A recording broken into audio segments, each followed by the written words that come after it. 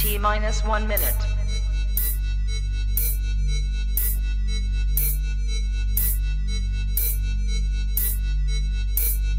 T minus 50 seconds.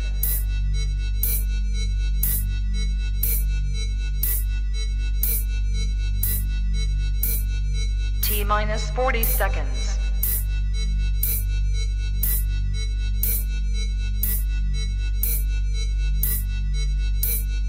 T minus 30 seconds.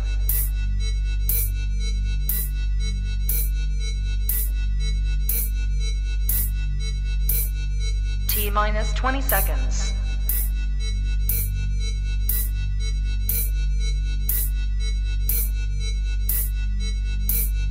Ten, 9, 8, 7, 6, 5, 4, 3, 2, 1, 0.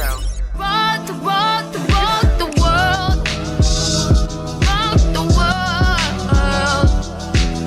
With me, no worries, come with me. No worries, just come with me. No worries, just come with me.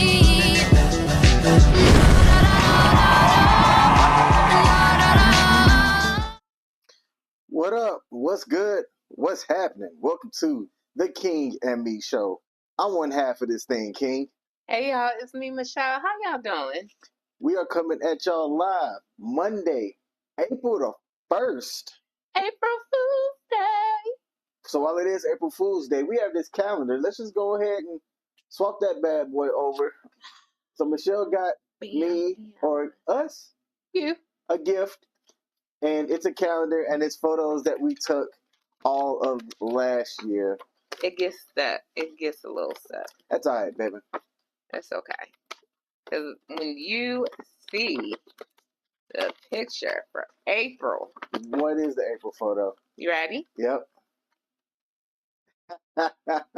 That's dope. So that was all three of us, me, Castle, and King, last year when we went to New York for spring break. That was New York of last year? Mm-hmm. Yo, time's been flying, babe. Time has been flying. So we have an announcement to make. Me and her got married over the weekend. Yes, we did. Wait, you playing into it? Oh, I am. April Fools. I told her that I had a surprise, but I didn't necessarily say what the surprise was going to be. I'm a little bit up under the weather today. I was trying to decide if I wanted to announce that or not, but I am going to announce it. Yeah. I am a little bit up under the weather today, but we still said that we wanted to go live because we enjoy doing this. Yeah. So thanks for tuning in. Here at the King M.E show, we offer a real outlook on a healthy relationship. Real being relatable, Entertaining, accountable, and loving. and during the month of April, we're going to talk about the 4 words that we use when describing, showcasing our real relationship to people. So today's live stream is going to be about being relatable. How being relatable, not just to yourself, but to others, can help build a strong relationship with somebody. So that's what we are going to get into today. We're streaming across multiple platforms. If there's a like button on it, mash it. We also want to give a shout out to Perry Productions over on Facebook for allowing us to stream over on his platform as well. Let's jump into our cards, baby. Let's jump into it. So this is cards from Let's Get Deep, questions for couples. We're going to start with the icebreaker. All right. So, what's your go-to drunk food? So, when you're drunk, what is the food that you go to the first? Well, I don't really drink like that, but if I were to partake in adult libations, it'd be steak and fries. How about you? So, I don't drink anymore. Sober Sally. And my go-to was Taco Bell. We were also talking about back when I wasn't vegan. So my go-to was Taco Bell. Like, give me all the quesadillas and the tacos with the extra spicy sauce.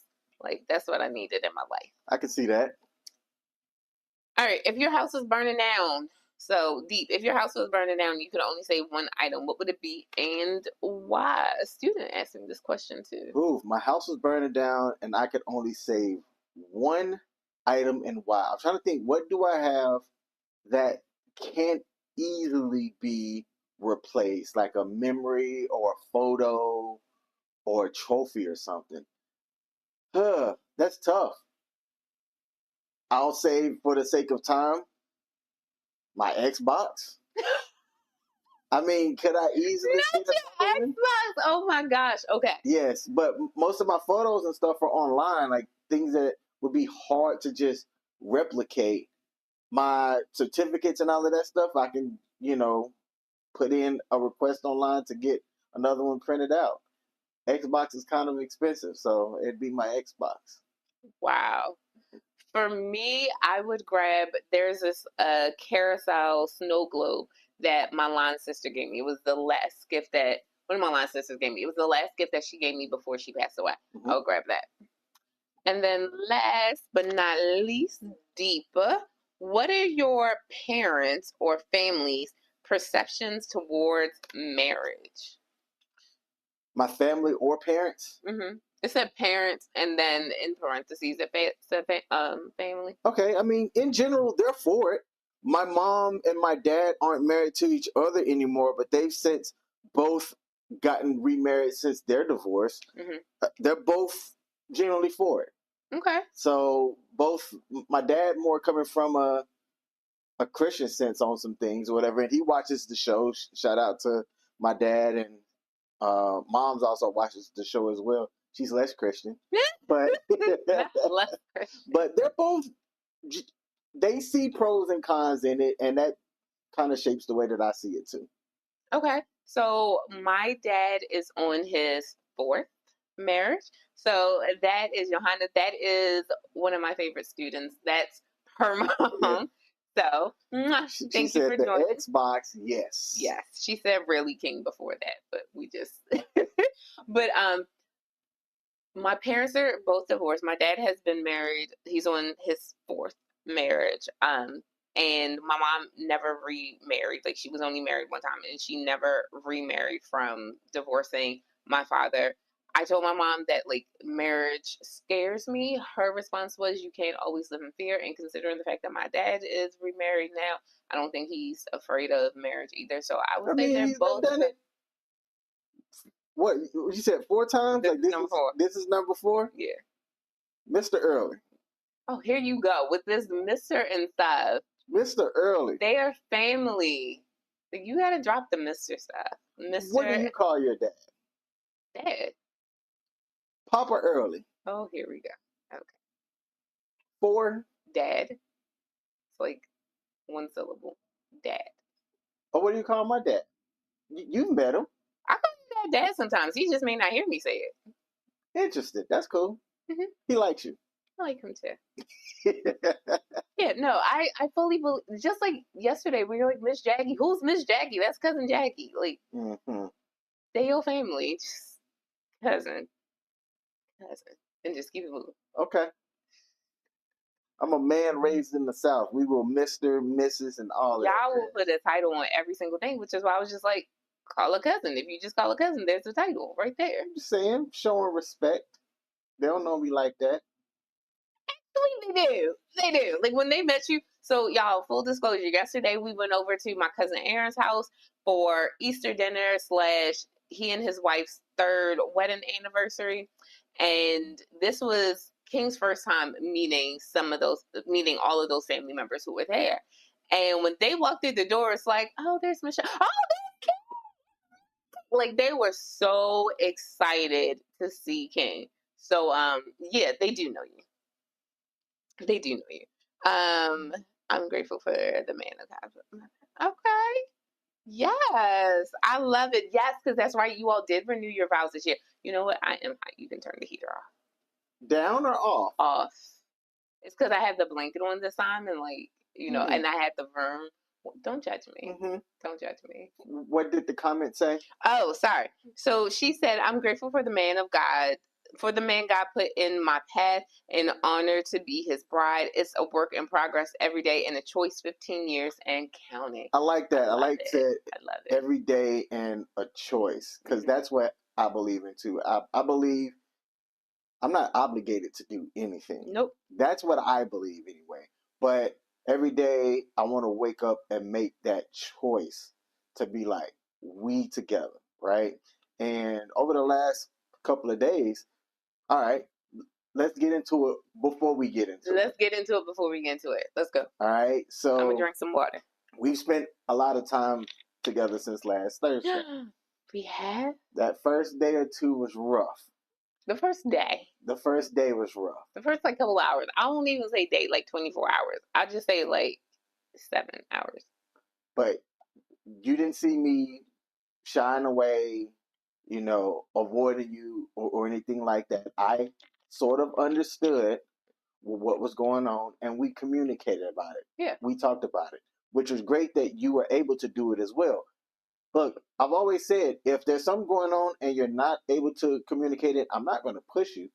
But I still need for you to say, not right now, King. You've done that before. Not right now, King. And I'm like, all right, cool. When you're ready, we can talk. Because I'm the same way. You might come to me and I might not be able to verbalize what it is that I'm thinking about or feeling at the moment.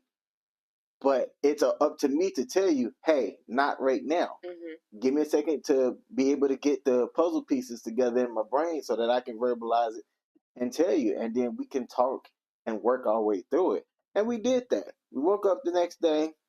Things were fine. Not like things were overly bad or anything, but we had a bump that needed to be driven over. And we drove over it successfully. I am going to say that the bump was because of Aunt Flo. No, we're not doing that. Yes. We're not doing that. No. We are not doing that. Okay, accountability. As for me in my house, we ain't doing that. We finna be accountable. Okay. I do also want to shout out Pete, who is in the building. Thank you so much for popping in. I love it. We are so appreciative. We got a celebrity in the house. Free T's in the building. Free T's in the building. Oh, hey, Free T. Look, hey, we were just saying that we're so grateful that you all tune in and that you join us on Monday evenings, just to sit and chat.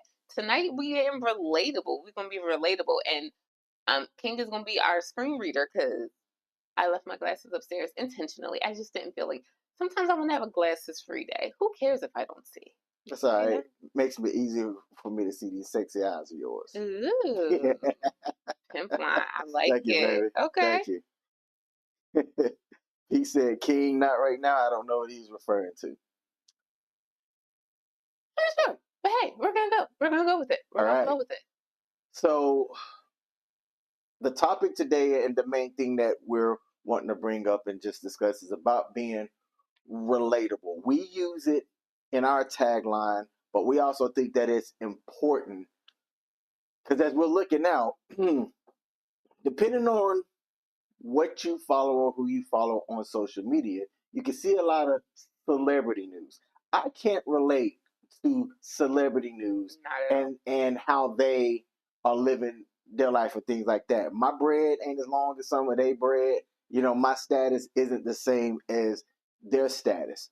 But if you take away the celebrities and you just have conversations with the people that you see day to day, we're still hearing that people are struggling in relationships. Right. Or if they're even not in a relationship, but they're seeking one, they're struggling to find one that is fulfilling to them.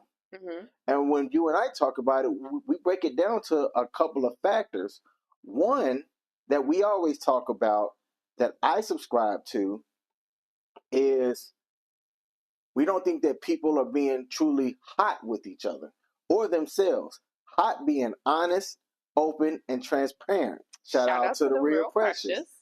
People aren't coming up showing themselves being honest, open, and transparent to other people. So they're showing a representative of themselves. And then when things get real and you start seeing the real person or your true self comes out, then the other person are staring at you funny, like, wait, who is this? Right, This wasn't the person that I've been communicating with or speaking with over the last couple of days, weeks, or months, or whatnot. And you start seeing the onion getting peeled off and the relationship starting to stink. I tried to make onion peel off I and stink see. work. Okay, all right. I Look, think it went. I think it went.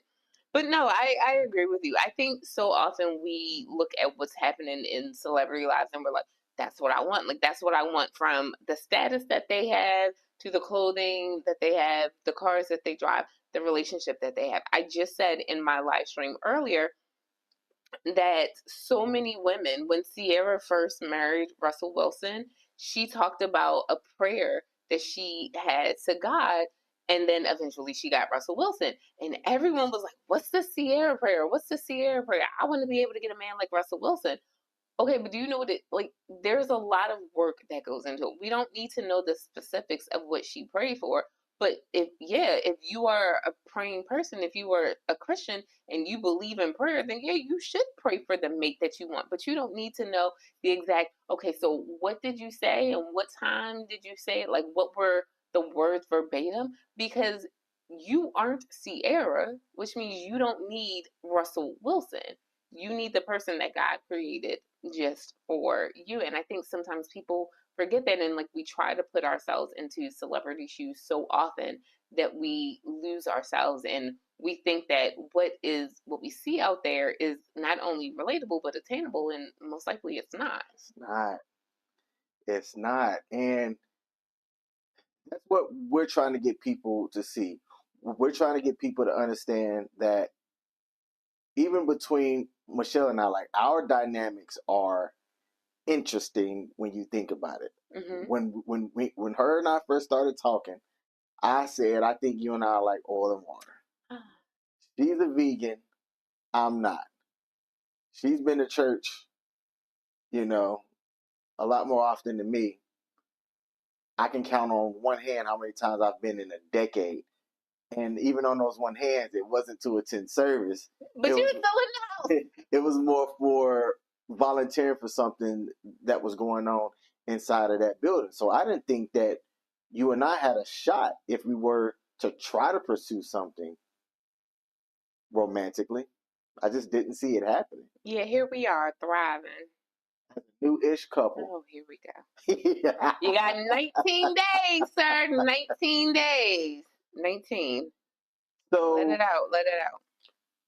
I'm often asked by some people for advice about being in a relationship. And I always tell people, start out by being honest, open, and transparent with somebody. But prior to Michelle, when I first started kind of realizing that, I tried that out on one person. Like when I first became a little bit more honest with myself and things. And I have to tell you, it was scary. Why?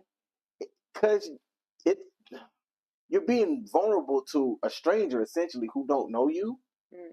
And you don't know how they're going to feel about where you are in life by sharing where you are in life without trying to fake the funk, so to speak.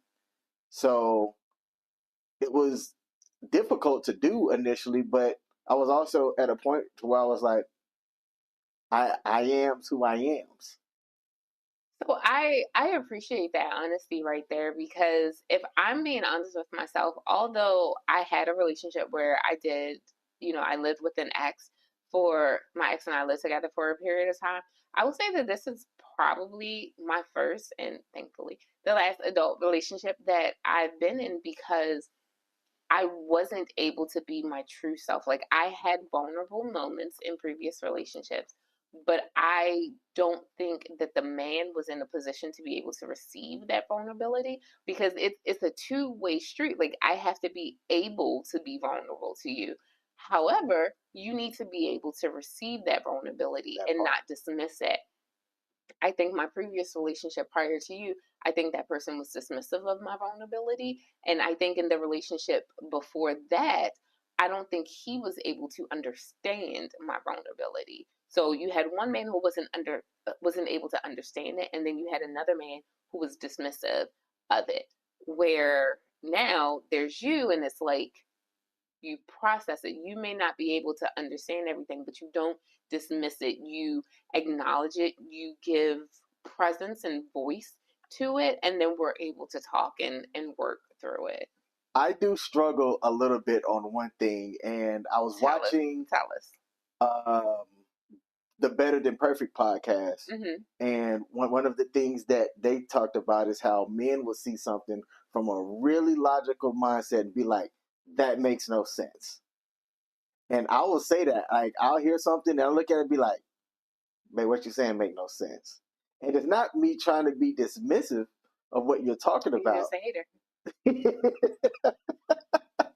It's just me trying to understand where you're coming from. And I have to remember that I shouldn't just say it doesn't make sense. I should make sure that you know that I hear you. And I do a great job of saying, would you like to hear what I have to say? And I think it's so funny. I respect the fact that you say that, but I think it's so funny that you say it because I'm like, I wouldn't be telling you if I didn't want to hear what you had to say. Like, you say that all the time, and I'm just like to myself, well, why do you think I'm telling you? Like, yes, I want to hear what you have to say. I'm not just telling you to hear myself talk. And in answer to the question from Johanna, so King has made the decision to call us a new-ish couple until we hit 18 months. We hit 18 months in 19 days. So that's what 19 days is for. Unless you were thinking something else like, do you have another announcement for us? Now, let me say why I say that. So, Michelle and I have known each other since August of 2022. Always, like, time's been flying by. So, since August of 2022. And when people meet us, they see how well we communicate to one another, and they assume we've known each other a long time. Like, we just met. You and just. You use that word just. Yes. Okay. See, I told you, it's the way I conceptualize time. Yeah. Right? To me, we just met. But from the outside looking in, I can see why people say that we do communicate well and we read each other well. It's like we've known each other. Like no, don't you do it. Don't you do it. Don't you do it. That's what it is. Soulmates is not a thing. Soul ties is a lie. I'm telling you, my number one. Do y'all believe in soulmates? My number one op. Do y'all believe in soulmates? I think it's ridiculous. There's too many billions of people on this world to have one and one join and be soulmates. Meet and just no forever love. The only way that this comes together is in sign language. My one and only you. If Tarika's watching, I know she believes in soulmates as well. I think everybody who is watching believes in soulmates. Like, you the only one who know. Pete, I know you listening. Help me out. Let's see. Girl, I thought it was something that I had missed. I had patience to wait for that other thing that I'm praying for you both. What other thing? I know what it is. I was going to say, you know who's Jesus. If you missed the beginning, I did start off the beginning by saying that we got married over the weekend, and then I said April Fool's. She didn't know that I was in on that or that I was going to do that, but she actually joined in on me, which really surprised me. And she said that she does believe in soulmates. I told you. I believe she's with her soulmate. Like, I do. You and I have had relationships prior to meeting. We did? Yes. Oh, okay. What about them? Explain that then. They weren't your soulmate. And that's on topic. They weren't your soulmate. Like, I think sometimes love and being in love are two different things. Let me make room for the crown. Love and being in love are two different things. And I think that you had a great love, but that wasn't your soulmate. Ridiculous. Your soulmate doesn't have to be the person that you were in the longest relationship with. So if I'm alive for 80 years, and I'm using 80 because it's a nice round number. Yeah.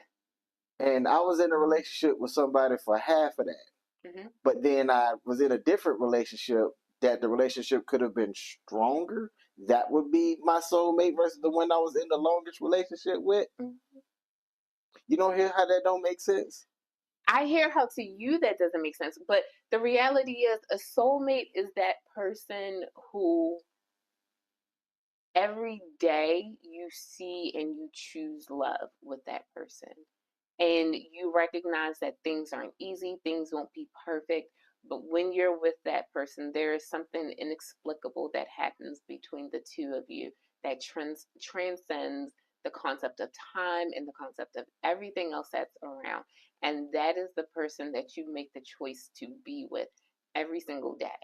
And that doesn't change no matter what.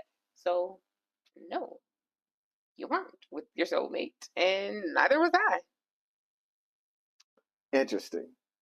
I don't agree. But I need to ask you a question and get you to talk while I do something technical here for a second. So I do want to shout out Donna, who said, she said to you, leave her alone on the topic of soulmates, and then she said, "Oh man, I need a better seat to watch. This gym floor is not comfortable." But shout out to you for watching while at the gym. That's dope. Like, look, the way my ADHD is set up, I go to the gym, and don't get me wrong, I do watch TV when I'm at the gym. I put it on my phone, and my phone, the Bluetooth that I have for my phone is so powerful that I can put my phone in one side of the room and kind of walk away from it and get to like the cables and be able to use the cables and still have my phone sitting by the window doing what it needs to do. So I will say this. I don't believe the men that I dated in my past were my soulmates. Interesting. I believe that you are. No pressure. No pressure. No pressure at all? No pressure. Why do you think that, from a lady standpoint, speaking just for ladies in general, because you can't talk for all of them, people are struggling to find someone? I think people are struggling to find someone because you were not being your authentic self. Okay, let me rephrase that. I think some people are being too authentic and some aren't being authentic enough. So here's what I mean. I think some women, and I'm going to start with the not being authentic enough. I think some people see what's trending, and right now what's trending is being the strong, independent woman. Well, if it's in a man's nature to care and to provide, being with a strong, independent woman kind of clashes. Like there has to be a level of opposites in order to attract. Like that's scientific, that goes for everything. You need a level of opposites to attract. So if you're this strong, independent person who doesn't need someone, then how are you going to get with a man who is a nurturer by nature? Like he is to provide, he's supposed to be all of this. And that's where we kind of find men right now who they want to be able to provide for their family and that type of stuff. And they're not women who want that, right? Like, if no, I want to go to work, I want to do all the things, and I don't know who's going to cook dinner for you when you come home because I'm going to be coming home from work too. I'm going to be tired. And I don't think there's enough men who are willing to accept that versus women who that's what they want. So I think that that's a thing. And then another thing, her basement gym. Okay. And then another thing is I think that there are some women who are too focused on, I need my man to do all of this, and like they have this unrealistic expectation of what a man is supposed to do, and I think that's why they're struggling. I'm not a man, I can't speak for men, nor can I speak for every woman, but I will say this. There has to be a level of, you have to know who you are in order to be in a successful relationship. I think another thing about women is that sometimes women who are single struggle with being able to, how do I put this? They struggle with being able to anticipate a man's need and then be willing to provide that need. Does that make sense? Yeah, that makes 100% Okay. sense to me. Now, I think you just said something that I find interesting, right? So I've been up under the weather today, and I want to say thank you very publicly because you've done a great job of just trying to make sure that I'm okay. And even though you think that I've been fighting You're a horrible patient. it, I do want to say thank you because you do that and do that well. Like you are attentive to what I may desire or try to anticipate. And initially, I wasn't. I have to admit, a man has to be okay with that Mhm. and comfortable with that because I didn't know what to do with that at first.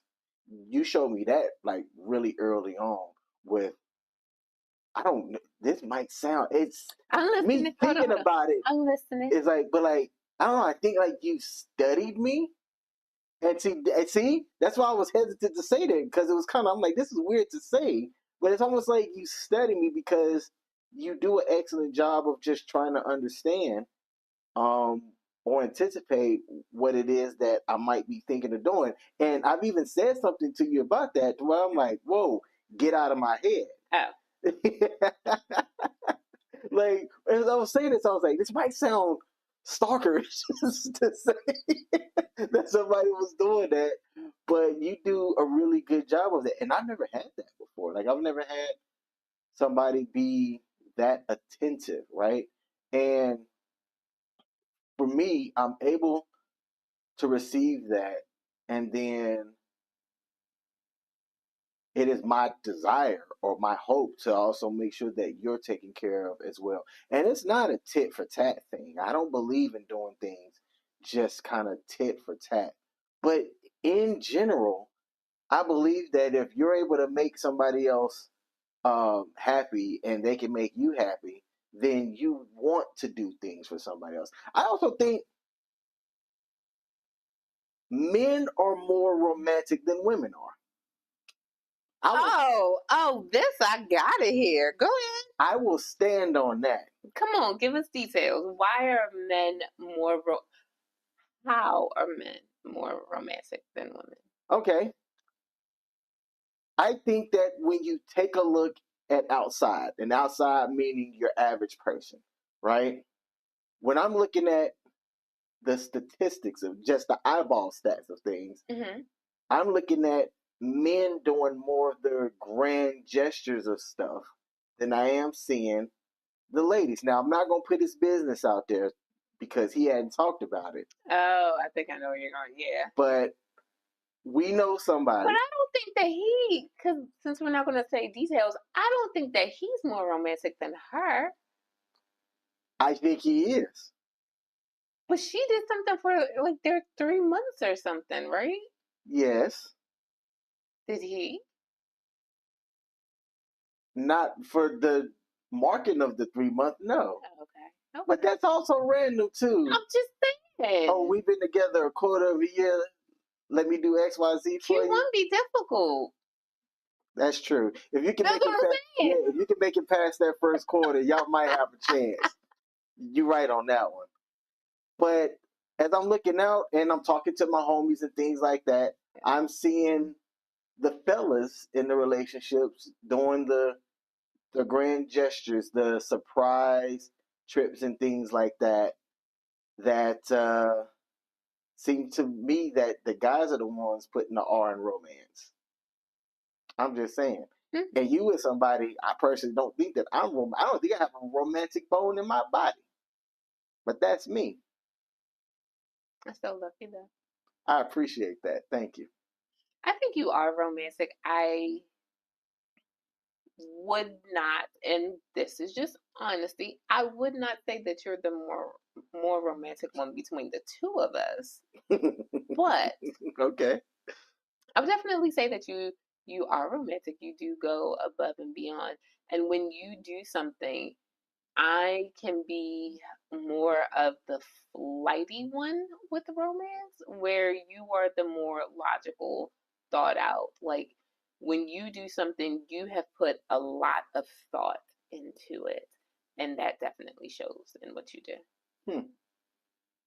We have a couple of comments, and I want to read the comments here. Yes, go. Real quick. So Free T earlier said it's not about the length of a relationship. Relationships are meant to evolve you as a person. Not all of them are meant to last forever. And here's some tea. Here's the thing. She said, I met my soulmate almost 7 years ago. So are you with that person now? Drop the tea. Free tea.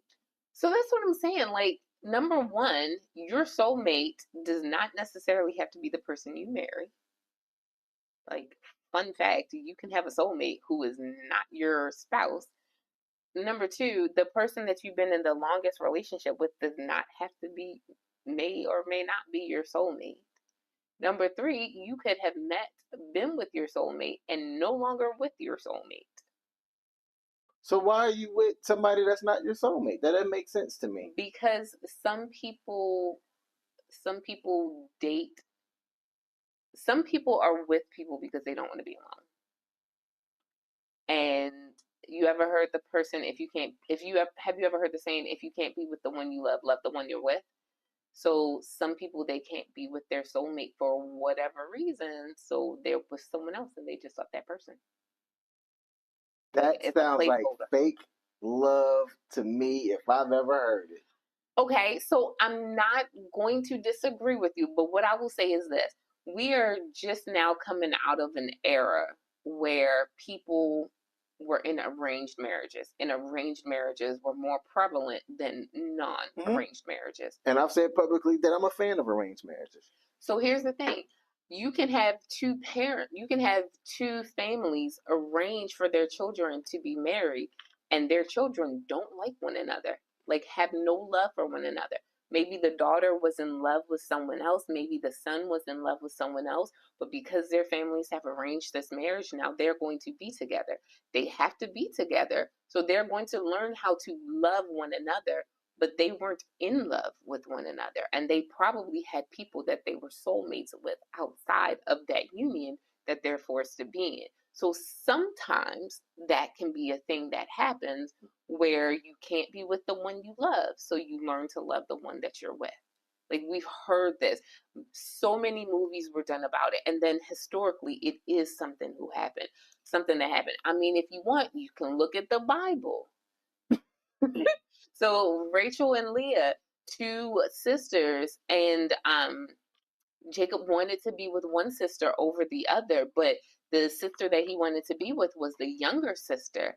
And stop. Keep going. He wanted to be with the younger sister, but in those days and age, the older sister had to get married first. So he worked for 7 years to get with the sister that he wanted to get with. And then on the wedding night, April Fools, the ceremony that he had gone through was actually him getting the older sister. So he went to the father and was like, yo, why you tricked me? Why did you deceive me? He was like, I'm sorry, but the older sister has to get married first. So then Jacob worked another 7 years to be able to get the daughter that he wanted to marry. Again, if you can't be with the one you love the one you're with. Wait a minute. Why have I not heard about this Real Housewives of Jerusalem story? Yo. Real Housewives of Jerusalem. The Bible get down like that? Yes, that really did happen in the Bible. But that's what I'm saying. Like, prime example, if you can't be with the one you love the one you're with. And I think that's where a lot of people come in. So it's like, okay, I met my soulmate when I was 12. We were together for all of these years. Whatever happened, and now we can't be together. Maybe, military time. Maybe he went off and he was in the war, and he died at war. But I came back home. Like, I went back to my town, and I ended up marrying someone else. But like, my heart is still with my soldier who died at war. Not to mention that also, biblically speaking, there's a thing called a kinsman redeemer. So a kinsman redeemer is if I am a woman who is married to child A, brother A, well, son A in the family, and son A dies and we don't have any kids together, I'm supposed to be married off to the next son who's single. And again, what if that first son was the one that I absolutely loved with all of my heart and soul, but now because of Jewish customs, I'm supposed to be married to the kinsman redeemer, which is that next son, so that the lineage of the first son carries on through my marriage and childbirth with the second son. Like, that's literally, that's Bible. That happens. That's still, I believe that still goes on in Jewish culture today. That if you marry one brother and that brother passes away before you have children, you're supposed to marry the next available man in the family so that you can carry on that deceased person's legacy. So sometimes you just aren't with the person that you were in love with, but you learn how to develop love for the person that you were with. You and I aren't the only couples that have a live stream like this. No. But can you name any others? That's a struggle for me. I don't think I can name That are like us? that are like us, meaning maybe two people who are dating, not married. I can't even think of a married. I know people that do podcasts, but they're not live like we are. I can't think of anyone who's live, because even better than perfect, they're not live. They're pre-recorded. They're pre-recorded. But no, I feel like we have a niche. I do niche, however you want to say it. I do believe that we have a lane. You know, there we go. We have a lane, and we're in it. I think it's the struggle for people to get past preconceived notions. Like, honestly, it goes with anything in life. You tend to listen to what's louder, even if what's quieter is more truth. And I think people just listen to the loud stuff, the ratchet stuff. And I believe that there will come a time where you want to hear that calm, honest voice that's coming in your ear. And I believe that that's what we offer. The reason why I say that was because I was trying to think about how we can be relatable to anyone. And I think it depends on where you're at in life and what it is that you believe in, right? Because from Pete, who's watching right now, Pete, actually, him and I need to kind of catch up. We spoke a little bit the other night, but I'm not sure if he's with somebody right now or not. Most of my friends are married. I don't have a lot of single friends. I'm the single dude out this whole situation, which is funny when you think about it. What does that tell you? It's funny to me that I'm doing things right. Now, like, for example, you and I are going to spend time this weekend with another married couple. They've met you. You know them. Everybody likes each other. There's a margarita and tacos fest that's going on. I legit don't know what I'm going to do, but hey, I'm going to be up in there like somewhere. Hey. I got a cute little outfit to wear too. Knowing the situation, they probably got vegan stuff for you. Look, I'm a vegan and sober stuff. I'm going to be up in there. I'm going to look cute though. Like, let me tell you, I'm finna look cute. And I think I'm going to be able to wear 2 regular shoes instead of having to wear the boot. Like, I'm going to show out. But I have a couple of friends that ask me for advice, and I'm a parent. I say the same thing to them that I say to you, that I say on these online streets. And I simply say, be honest with yourself first. Yeah. You have to be honest with yourself. And if the other person that's sitting across from you loves you for your honesty in who you are, you got a good thing. You got a good thing. But if you can't be honest with yourself first, you can't expect them to then, when crap hits the fan, see the real you and wonder who you actually are. Like, it's going to introduce so many little negative seeds that could come about. And I'm going to just say this. Say it. I think ladies do worse with those seed doubts than guys do. I think guys, guys will, this is going to sound bad, they'll put up with a lot more crap when those seeds start to get planted.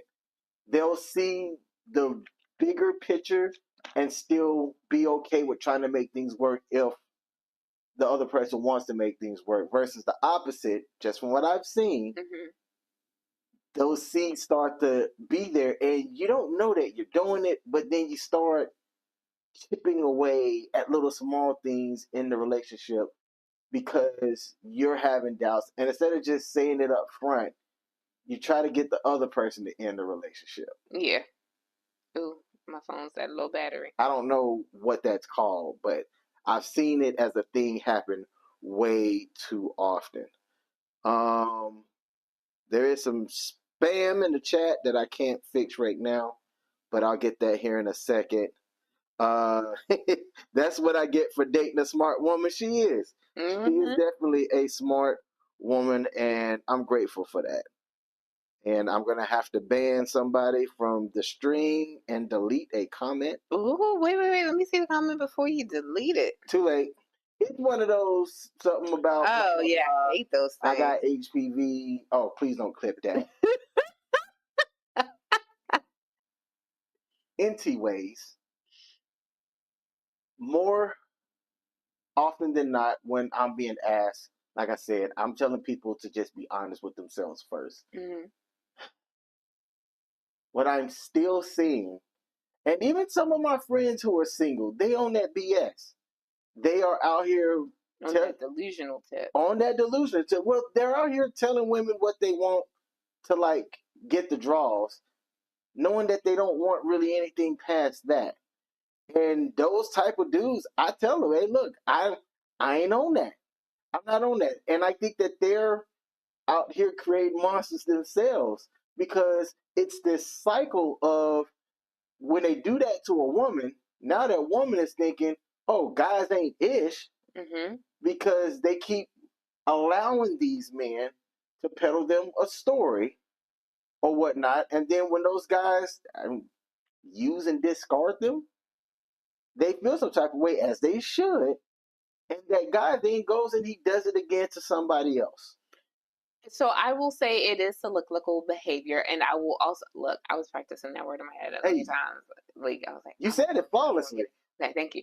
But I think the same is true for women. Like I think some women only think about what they can get from a man, and I say that, and I don't say that in a he's gonna pay all my bills and everything like that.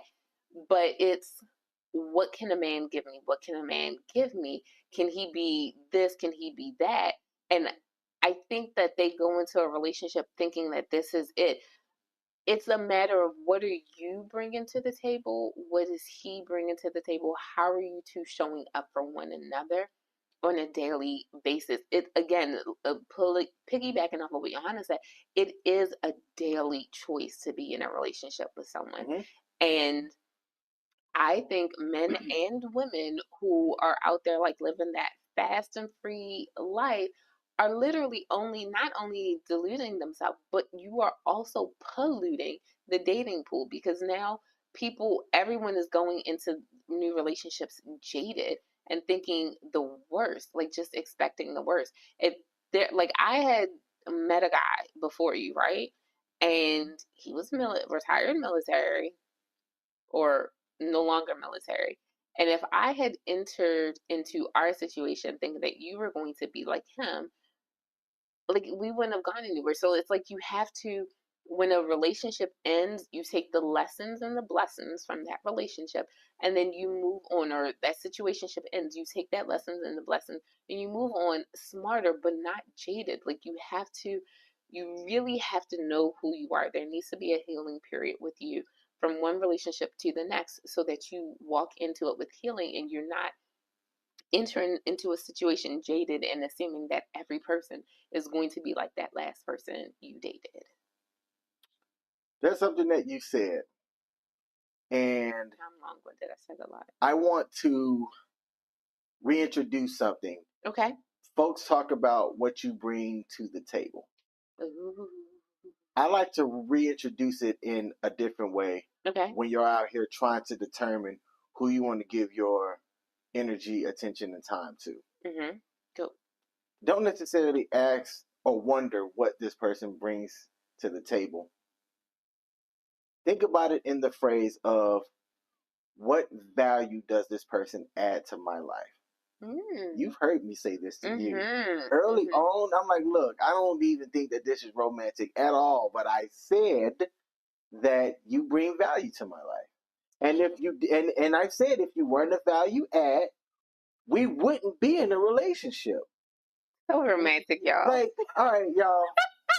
I'm gonna be real. I'm gonna be real. I was the one not fighting for a relationship early on. He didn't want to be in a relationship, y'all. Like, Yes. point blank, it's fine. I It's was fine. avoiding that joker completely. But the reason why we at least still remained communicating to each other was because early on she showed me how she could be a value add to my life. I had hoped that I had showed that to her as well, right? He couldn't resist me. So I don't look at it as people should be going into something asking, well, what do you bring to the table? I think you should be evaluating what type of value add does this person have for me? And that's what I tell young men who I talk to when they say, hey, Mrs. Smith, you know, I got this girl, whatever, blah, blah, blah. I'm like, okay, I want you to line up 10 girls that you are thinking about right now or that you know, possibly liked or whatever in your short time here on this earth. What's the difference between those 10 girls?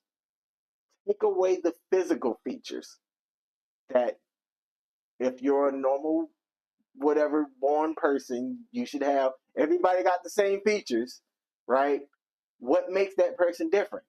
And they'll start talking and they'll typically talk about, oh, well, she did this for me, she did that for me, blah, blah, blah. So then I'll hone in on something that that person did, and then I'll say, where's that thing at today?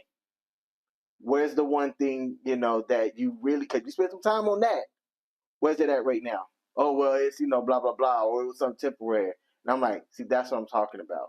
That person didn't give you a long-term value add. It was a short dopamine hit. It might have been a really nice thing, right? Ooh, like, okay, big words, dopamine hit. for example, this is a small gesture, right?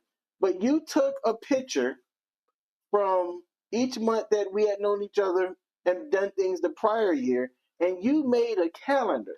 The great part about that for me and the whole value add that I see in that is that A, it shows me that you care, and B, I'm forgetful. I forgot that we went to New York with Castle last year at this time. For spring break. Spring break, which was a fantastic time. Mm-hmm. I forgot that that was April of last year, right? But you doing this and bringing this, and it was a complete surprise for me. Like, that's a value add. To be specific, I think this was April 14th of last year. Mm-hmm. This picture was taken April 14th. So that's what I'm hoping to put out there to people. That's what I'm hoping that for guys who are listening to this, and I sometimes get ladies to act, okay, ladies, if you're single, there is only two type of people that you should be asking for a relationship advice from. A male that's not trying to smash you, or a lady who's in a relationship. I don't think you can get relationship advice from somebody that's single. Okay, that's fair. Not good relationship advice anyway. Unless they're single for a different reason, like maybe widowed. Yes. Or something like that, then that's, you know, different. Mm-hmm. But yeah, all right, I like that. I've asked you a couple of questions throughout this live stream. What do you have for me? So I think I shared something with you, and of course. Oh yes, I meant to have that ready. It's okay. It's from meet_the Freemans on Instagram. It says that in a marriage, there are many chicken or the egg scenarios. And an example of a chicken or egg scenario in marriage is one partner needs emotional closeness for physical intimacy, and the other person needs physical intimacy in order to feel close. I think sometimes when it comes even to dating, that there is a level of chicken or egg. So when we say chicken or egg, it's which one came first, right? Yep. Did the chicken come first and then the chicken had the egg, or did the egg come first and a chicken was born? We don't necessarily know which one comes first, and that's where we get the chicken or egg scenario.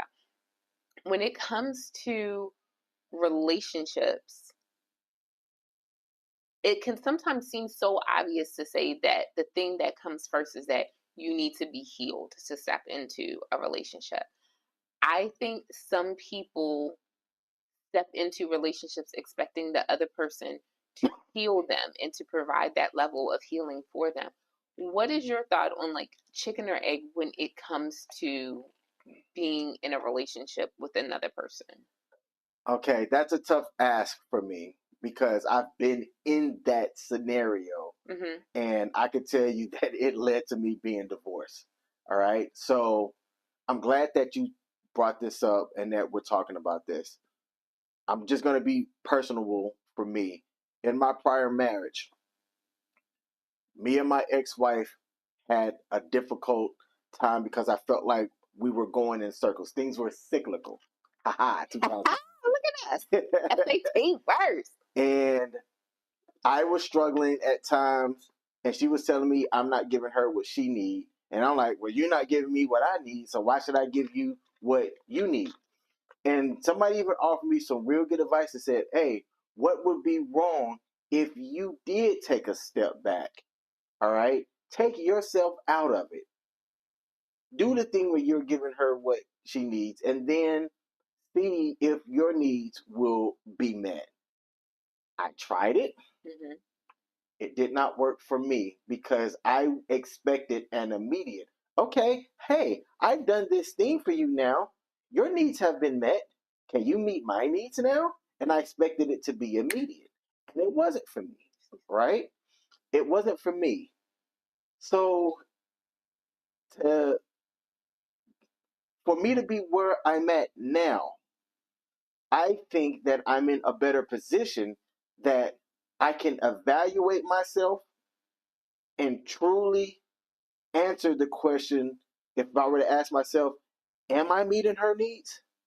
And if my answer is yes, and you're still being a butt wipe, Okay, nice term. then I'm going to say this relationship's not working. If I ask myself that question and I go, well, hey, you haven't been meeting her needs, I think that I'm at a point to where I can say I can be not the bigger person because I don't want to make it seem like the person that's doing the thing is the bigger person, but somebody has to stop that cycle. But it still has to be a fair process that if I say, okay, I'm going to do the unselfish thing and sit and ask her, Mm-hmm. hey, Michelle, what is it that I'm not doing for you right now? And you tell me that, right? I have to come to the realization of if I can honor and or do what it is that you're asking from me, right? Some people I think want to because they might actually care about the person Yeah. and they want to, but they just may not simply be capable of doing what it is that that person needs. Somebody in that chicken and egg a scenario has to be honest about what they can and can't do. And if they can be the person that's unselfish and do for the other, and that person still does not do then for them, I don't know if there's an answer for that relationship to be able to continue. So, to answer your question, I think it starts with having one person try to break that cycle, step out, Mm-hmm. do the unselfish thing, and in this scenario, you have to measure it. You actually have to measure it. And maybe even have a touch point. Come back and have a touch point and say, hey, look, we haven't been on the same page in a while. It feels as though I'm not giving you what you need and you're not giving me what I need. I want to break this cycle. How do we get there? I like that. I like that. So along those lines, on Saturday when we were driving back to Maryland from DC, I read something to you, and you had a question after I read it to you. I would like you to let, you know, the world know what I read to you, and I want you to tell me your thoughts after me reading that to you. Okay, so you got to help me out on my memory. You were talking about what it means to be a Proverbs 31 woman. Yes. All right. And my recollection of it, Mm-hmm. because of how I hear things and then how I store it for it to make sense, Yeah. is that a Proverb 31 woman is a woman that essentially anticipates, she's able to take stuff and do things with it for the greater good of her house, Mm-hmm. right? And then by doing the things for her house, for the man that she's with, that person who has some type of status and things like that is able to, it should be taking care of things, and as long as that man is taking care of things, the lady of that man is going to make sure that everything that's within that household and that man is taken care of. And when you said that to me, I said, A, that's dope. And then I said, B, if you're going to be that for me, Mm-hmm. which you said that that's what you wanted to do, Mm-hmm. I asked you, what is it that I need to do to make sure that I'm worthy of that? Do you remember what I said to you? No. Okay, so some of the things that I said was that A, you're already doing the majority of that. For me, emotional vulnerability means a lot. Emotional presence means a lot. We know my love languages, and I needed you to be able to speak to me and receive me in those ways, and that's something that you do phenomenally. I need to feel, and you said this even before we started dating, I need to feel seen, and I need you to be present in our relationship, because not doing that would hurt me. So I feel like that's kind of answering like the chicken and egg thing. Like, I'm telling you, I don't need you to um say, Michelle, I can feel that something's that, like, I need you to be emotionally present in every moment. And if you're able to do that, then there's just some things that I will naturally do. Like today, again, you're under the weather. It is my natural desire to want to get you to feel better. This is even something I said to you yesterday, that like I needed, not yesterday, Saturday. Is it? Today's Monday. One of them days, whatever. One of them days, I was like, I need you to take a day where you just rest, You said because it you have been yesterday. doing so much. And I'm like, I need you to have a rest day. Like, just take a rest day where you can decompress, because you have been doing so much and you have so much busyness coming up, that like I just need you to have that rest day. And that's important to me. Like, that is who I am as a person, but I am able to be my best self, and my best self will always be beneficial to our household and to our family, as long as you are able to let me be emotionally vulnerable to you. So if I can be emotionally vulnerable to you, then I will continue to provide every single need for our home, because you are my family. Like my therapist said today, my family is you. You are my family. So being able to do that for you, it means the world to me. Like, I look at it and I see it this way. How can I be the best version of Michelle, the best partner for you, the best dare I say spouse for you, if you're not well? Like, if you're not okay, the bare basics physically, if you are not physically, mentally, and emotionally okay, then how am I being the best partner for you? How am I being that woman by your side if you're not well? If I'm not doing everything in my powers to make sure you're well. So if it's aid that I can provide, great. If it's not, then how am I how am I being that partner if I'm not getting you the help that you need from wherever that source may be? And that's just how I choose to look at it. Is it wrong for me to say that I look at that as a barometer of how healthy the relationship is? Because, I don't think that's wrong. okay, because I'm thinking, all right, as long as I'm doing the things that I'm supposed to do, Mm-hmm. then I should expect that from you. Yeah. So, what can you foresee a scenario that that's not the case? Because I think I told you that. I'm like, hey, if I'm doing the things that you say, hey, King, I need this to be X, Y, and Z from you, and then I'm doing that, but then you're not doing the Proverbs 31 stuff, then I'll be like, wait, hold up. You said that you were going to do this as long as I'm this, but I ain't saying this, so what up? I think yes, but I don't want you to take offense to what I'm about to say. Go ahead. I think you and I both, for different reasons, but you and I both get very tunnel visioned on things sometimes. Mm-hmm. Again, for different reasons. Yeah, not bad reasons.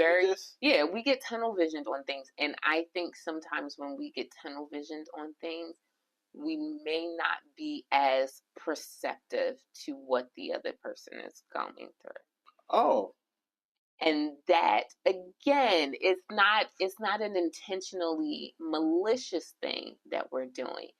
It's just something that happens. So like you're pointing to yourself, but I'm saying like flat out, it's me too. Like I have ADHD, and so going back to episodes ago when we talked about cutting other people off, excuse me, sometimes I because of my ADHD, I get really, really hyper and really that's the H, literally H is for hyper. I get really hyper about something and I just want to get it off my chest. And sometimes I don't recognize that I've cut you off in order to get that off of my chest. Mm. And it's not intentional. It's not me being intentionally malicious or anything like that. It's just I'm like really, really hyper in that moment. And that's the disability come out that I get really, really hyper in a moment. And I'm just like, oh, I got to say this. Oh, okay. I said it. Wait, you were saying something? Like that's kind of, but it's not. So I think sometimes we both do that. We get hyper focused on something and we don't notice that the other person was saying something, doing something, feeling some type of way about something. We don't notice it. Because remember that time Christmas Castle's show performance something over at the high school, and we were walking in and you were about to speak to a police officer or security guard, and I interjected and said something like I'm like caught up in the moment, not paying attention, didn't even realize it, but it was something that impacted you and I didn't notice it. Again, like I don't think it's something that we intentionally do, but I think sometimes we laser vision, tunnel focus, whatever. Whatever. We get honed in on something and we don't notice that we've impacted the other person. Yeah, no special. We don't notice that we've impacted the other person. But what I appreciate about us is that we will say something to the other person later and in love. It's all about how you say. I was telling someone yesterday, I love constructive criticism. I was telling my cousins yesterday, I love constructive criticism, but it's all about how you tell me. It's not so much what you say, it's how you say it to me. Because I will receive anything if it's said to me in love. If it's said to me in love, I will receive everything. That don't mean I'm gonna listen, but that means I'm gonna receive it. But if you come sideways to me, talking out the side of your neck, it's not gonna be received in love. And you fitting to get all this Baltimore Street coming right out of me. And this isn't me saying this to you. This is just like, yeah. So, in answer to your question, like, what do you have to do, or like, what happens? It's in those moments where we unintentionally miss what the other person is experiencing. That I think something like that could happen. Okay. All right. Look, my throat is saying, King, stop talking. So we're going to have to end it. I've given it all I can give. No, it's not that. I just feel bad that. Okay. Wait, you know what? Let's end. Let's end so I can go get your tea. I've purposefully I know. I mean, I've said I wanted to come and do this I live know. stream. We about to go get your tea. Let's go ahead. I gave it all that I can give. I'm proud of you. But I got to rest get up. you your tea. So, speaking of tea, to everybody that tuned in, thank you, right? We do this live stream every Monday called the King M.E Show, where we come on and, again, our tag is we offer a real outlook on a healthy relationship. Today, we were talking about being relatable and the things that encompasses that. Next week, we're going to be talking about the E, which is entertaining. Yeah, being able to laugh and have fun with someone and, you know, engage with them in a different way. You ain't always gotta be so serious and stuck up and walk around with that little stick up your no. For example, and I wish that we had a producer. Let's have fun. I wish we had a producer that I could get the person to zoom in on me.